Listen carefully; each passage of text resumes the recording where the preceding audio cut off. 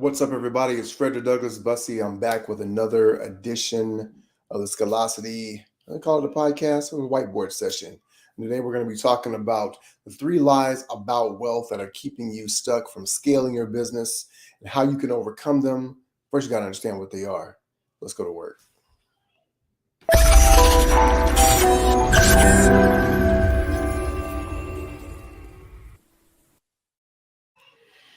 A lot of people, when they hear me talk, will ask me why you're always talking about money, or why you're always talking about business, or why are you always talking about success. Clearly, those are three different things, but people conflate them, put them together. What does that mean? Why do I talk about these things? Well, the reason why I talk about them is because people care about them. And if they're not talking about them, they're thinking about them. If you're thinking about it, then it's affecting what you're out to accomplish, because what you think about affects what you do, and what you do affects the results that you get in your life and in your business. So before we get started about this topic, I want to make sure that you are jumping in our comments. Let us know where you're from, where you're watching this from. If you're on LinkedIn, Facebook, or YouTube. And make sure you're subscribing to our YouTube channel, you're following us on LinkedIn, and you are tapped in with us on Facebook. Join the Seven Figure Circle $1 Million Mastermind Facebook group. We've got a ton of great content over there. When we talk about things like this, about how you can scale your business to 7 figures and beyond, right? So understanding this is part of the game that we're playing, and I really want to make sure that you're dialed in with us today. So drop a comment. Let us know. Drop a 1 in the comments. You can hear us. Ruth S. Way Botanicals. That's what's up. Good to see you, Rebecca, my good friend for a long time. Really proud of what you're doing over there with Ruth X Botanicals. And yeah, I put you on the screen. We'll give you some free advertising and publicity. How about that? All right. So today we're going to be talking about 3 lies about wealth that keep you from growing in your business. And these are really important. I was having a great session with one of my coaches, and he was walking me through some of the money blocks that we experience and why it's such a challenge. And I discovered a lot in that conversation. I'm not going to tell you everything that we said. Some of it's confidential. Other parts of it, I actually want to tell you a story that he told me that is really, really great. But I'm not going to tell that story this time. You got to tune in. Maybe I'll share that later on in the week. But one of the things that came out of that conversation is understanding how we have different things that stand in the way, right? So if you ever seen a race, the Olympics, they have the hurdles. And when they're running the hurdles, right, you have all these obstacles in the way, and you have to learn to overcome them. Right? There's about 10 of them usually that you have to learn how to leap over them. What a lot of us are doing in life is the reason why we can't get momentum is because we're running and then we hit this block and it either knocks us down, right? So imagine running, you get the starting gun, you're running out, you're excited, and then you get that first hurdle. And instead of getting over that hurdle, it trips you up and you fall down. And you got to get up and you got to start running to the next hurdle. And then you trip up and you fall down, right? And what most people do is that once they hit that first 1 or 2 hurdles, they stop running. They just get off the track. They decide to go and do something else, whatever the case may be. When you're an entrepreneur, if you do that, that means you shut your business down. You're going back to square one. You're getting a job, whatever the case may be. For some of us, we've overcome certain hurdles. But for some reason, maybe you've gotten past the first 1 or 2 hurdles, right? You're making 6 figures in your business, but you can't quite get to 7 because there's always this one hurdle that's in the way. And sometimes those hurdles are represented by a lie that we believe about wealth and about ourselves in the process, right? And so I want to talk about a couple of those things here today. Hopefully this will be helpful for you in understanding how you can learn to continually maintain momentum like an Olympic hurdler, right? So when you're running, you're leaping over these hurdles one at a time instead of just coming up against them, tripping over them, and bumping, falling down, and having to start all over again, right? So here's the thing I want to talk about, right? So let's call it the 3 lies about wealth. All right, that's the at sign, not the about sign, but we're going to call it the about sign today because I want to get to it. All right. One of the greatest lies that we believe about wealth, and let me frame this conversation this way. The reason why it's important to understand these things and to name them is because these lies become the frameworks for limiting beliefs that we have. And limiting beliefs are in and of themselves invisible. They're invisible, so that means that because we believe it, we see the world that way. And if it's a lie that forms the basis of that belief, then it's standing in the way of what we want, but we can't see what's in the way. And so imagine if you were running a race and you had those hurdles, but you couldn't see the hurdles, right? So you didn't know when to jump. You just know that you kept getting blocked and knocked down. And because of that, you need to be able to articulate what they are to understand what's going on, right? And there's a lot of different reasons why those happen. But we won't dive into all of that today, but I want to unpack for you at least and help you to be able to get clear on what these lies are, right? And so one of the biggest lies that we have is that wealth is about money, right? That's one of the lies, that wealth is about money. And so the reason why I say that, well, you say, Frederick, what are you talking about? Wealth is obviously it's about money. Being rich is about money. And here's the thing that I want you to understand, that there's a great quote, and I can't remember who said it now, but it said that rich is measured in dollars. It was Robert Kiyosaki who wrote Rich Dad, Poor Dad. And he says this, he says, rich is measured in dollars, but wealth is measured in time. And so what that means is that when you're rich, you want to count your money. But when you're wealthy, you want to count your time. And so what most people are doing is that they are trading time for money because they believe that the money is more important. But wealth will teach you that wealth is not about money. Wealth is about time. And so I'll illustrate it this way. When you have so much money that you value your time more than the money, you know you're really wealthy, right? Because now no one can pay you enough to give up more of your time. Why? Because you can afford, you have all the time that you want and you value it so much, you're not going to trade it easily for money, right? That's why there's certain people on the planet that you can never get to. You could never set up a meeting with them unless you have something that is so valuable for them. It is worth more than the time or the money that you would pay them. It is worth more than them having that time to do something else. And the only way to understand that is understand that they have created this world, this environment where they can do whatever they want with their time. They're not running on someone else's clock. They're running on their own. And what most entrepreneurs say when they're starting out is that I want to be able to have more time. I want to be able to have more freedom. And really what you're talking about is that you don't need all the time in the world. You need the opportunity to be able to frame the time how you want to be able to do it.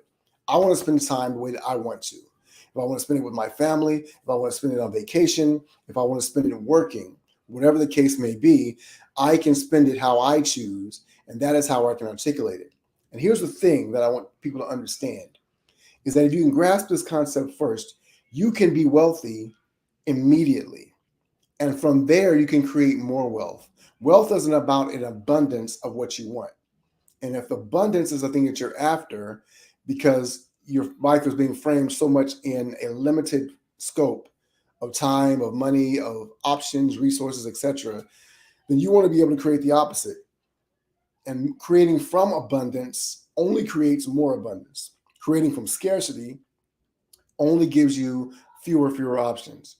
And so you put yourself in a box, so to speak, that box being scarcity. But abundance is being everything else that's outside that box. And therefore, when you understand that wealth does not equal money, right?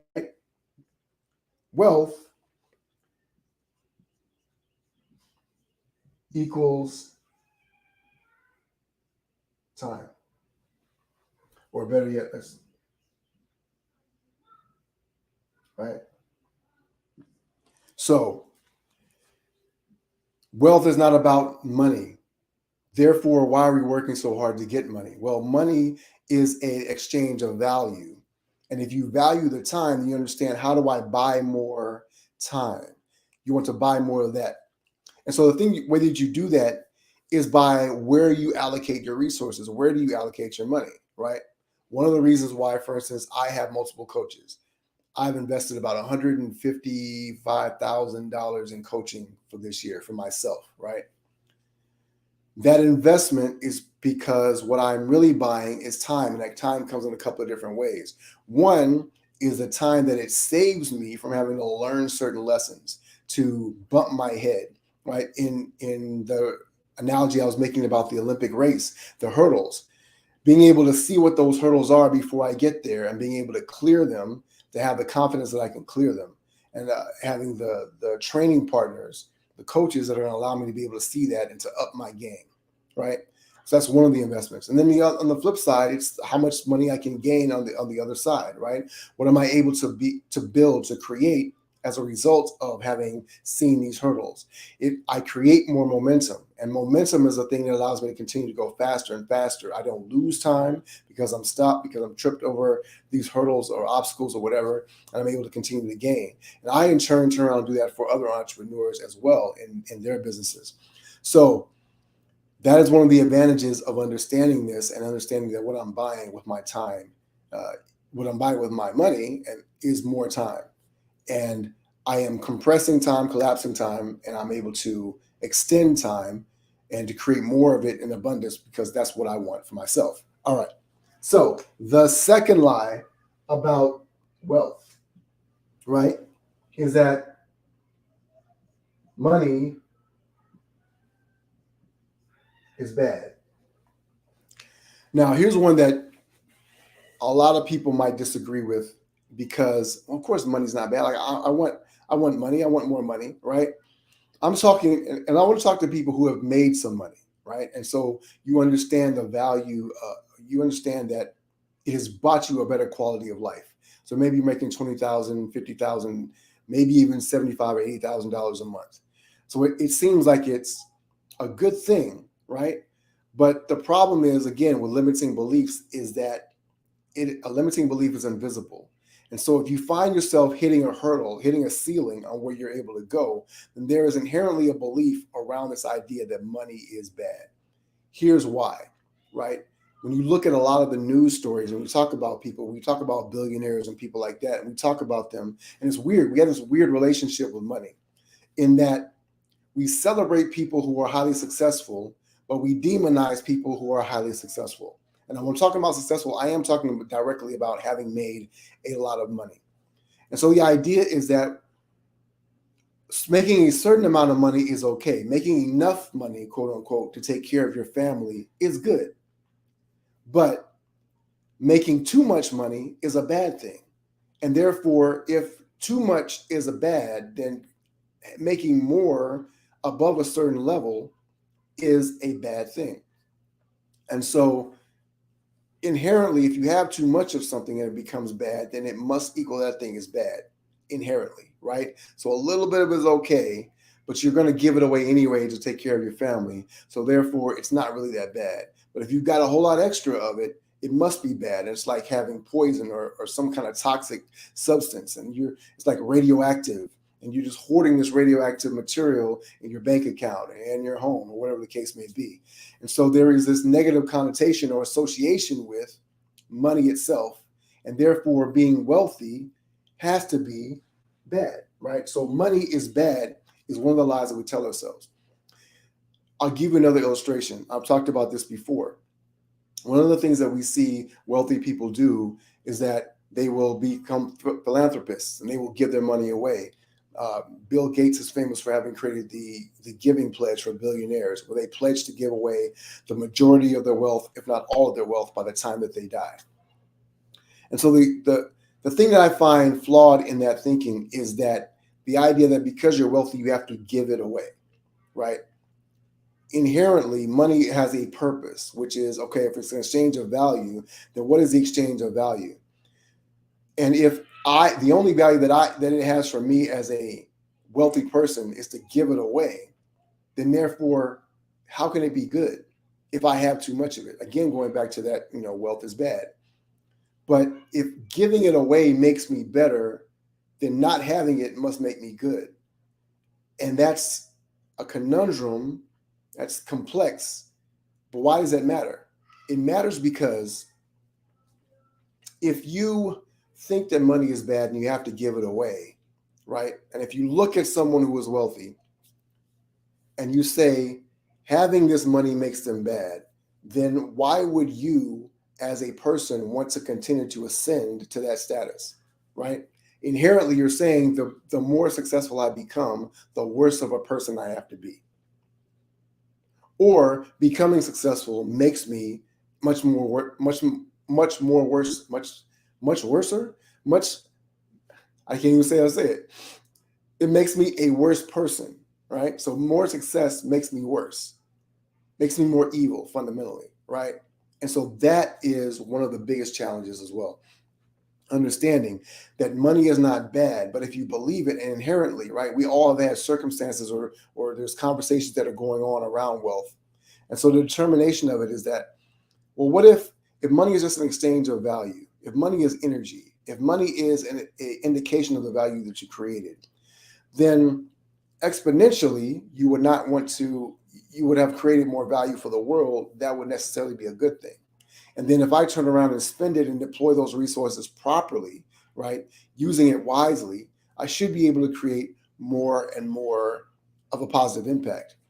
So the fact of the fact of the matter is that money in and of itself is neither good or bad, but it's simply what you do with it. And so the person that you become, there's a movie called The Swamp Thing. Now they made a remake a few years ago, but the original back in the '80s, I remember this one line. The Swamp Thing was a doctor who had come up with this concoction that turned him into a monster. He had superhuman strength, and he came out of the swamp and all that stuff, right? And someone asked him about the formula or whatever, and he said, well, it just turned you into a monster. He said, it doesn't change you.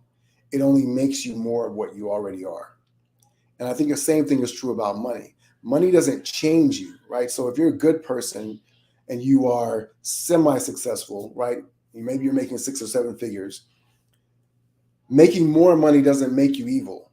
It only makes you more. It only enhances. It only exacerbates whatever you are, right? So if you have issues, it's only going to exacerbate those issues. If you're insecure, it's only going to exacerbate those insecurities. It won't solve your problems. However, if you have integrity, it will allow you to display that integrity at a greater level. If you have a good heart, it will allow you to be able to share that goodness and that love that you share inside yourself with other people, with more and more people.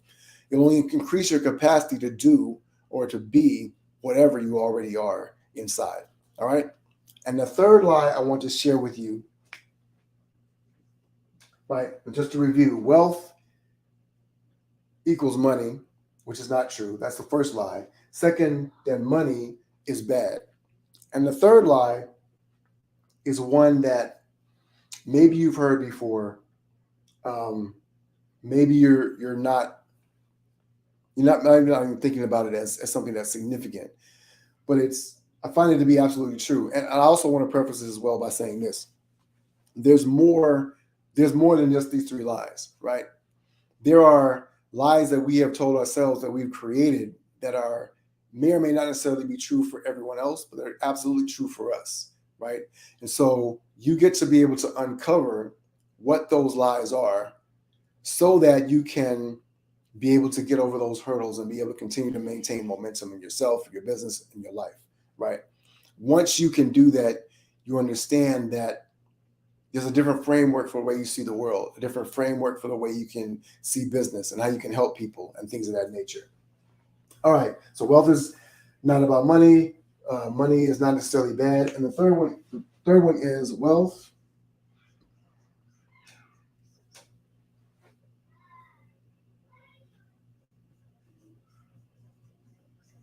Wealth is hard to create.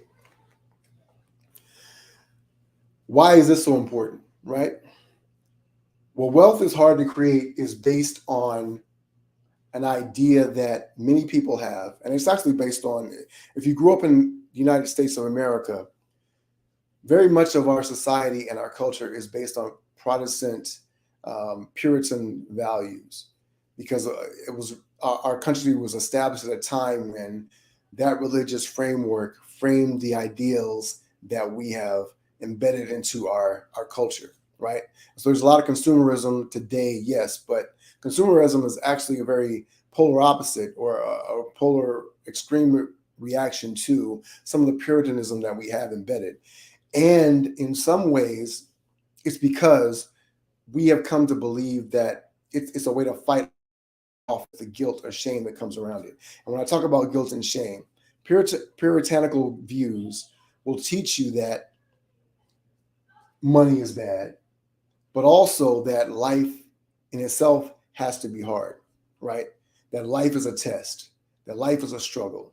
And therefore, to get more, you have to have more. Now, part of that is because we also are a society that has evolved from an agricultural and an industrial society to more of a technological one. And so life today is much, much easier than it was back then. But many of the beliefs and values that we hold are still rooted in those ideas, right? Which means that if you're a farmer, you have to till the soil, you have to sow, you have to make sure you're watering your crops, doing all those things. It's a very intense, grueling sort of labor to be able to bring forth from the earth the crops, the food that feeds you. And in order to be able to create wealth, massive wealth, you need more land, which means you need more labor, which means it takes more time, effort, and energy. And so to be able to do that is an idea that we've kind of reaped in our head. So when we think about money in terms of wealth, we're thinking about how do I stack it enough? It means I have to work harder.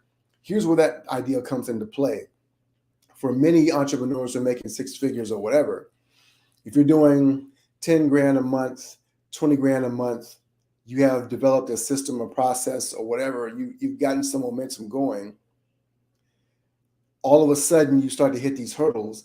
And the reason why it's difficult to overcome them is because the idea was that I always had to work harder to get to where I wanted to be. So I worked hard, I got here. But the key to getting to growing and scaling your business is not working harder. Because at a certain point, you can only work but so hard, right? 100% of your energy, of your effort is 100%. That's all you have. When they say you got to give 110%, 120%, in actuality, what they're saying is that you actually have more in the tank and you're not giving enough. But you still always have a limited capacity. And you can only operate at peak capacity for so long, which is why sprinters run very, very fast for 100, 200, 400 meters. But a sprinter can't run 2 or 3 miles at full speed. No one can do it because the capacity to be able to do that is limited by your physical stature. And we're limited by time, space, energy, those sort of things. What you get to understand is that if you can understand how the principles of leverage, how you can leverage the quantum principles that are out there, you learn how to be able to do that. And wealth is not created by individual effort. Wealth is created through other people. And I'll talk a little bit more about that when it comes to leadership and things of that nature. But being able to grasp that and understand, I need to be able to find how I can employ the right people, the right systems, the right energy and efficiencies, how I can be able to leverage what I have to create the outcomes that I want. And wealth cannot be created if it's hard. You have to be able to find ways to make it easy. Now, it doesn't mean there won't be challenges, because there's always going to be challenges. And again, those hurdles that are there are going to be there all the way up until the finish line. The key is understanding that you can make it easier if you have a framework for allowing that to happen. You create a system where if it could be easy, how would it be easy? If I can make it easy, what would I need to do? Asking yourselves a question to create that outcome and to be able to remove those barriers and those hurdles is key to being able to exponentially grow and expand your wealth. So with that being said, quick review, 3 lies about wealth. Wealth is not about money. Money is bad, and making wealth or creating wealth is hard. Let me know in the comments what you think about this conversation. Has it been helpful for you? What have you discovered? What would you be able to do if you could uninstall these lies and beliefs from yourself? What would be possible for you in your business? Drop a comment below. Let me know if you're watching this on replay. Drop a hashtag replay. And if you are interested in finding support to be able to clear these hurdles, to find you're a coach or a team to come alongside you and support you in getting more momentum and maintaining that momentum consistently, then drop a comment below or send me a message directly. Let's see if we're a good fit to work together.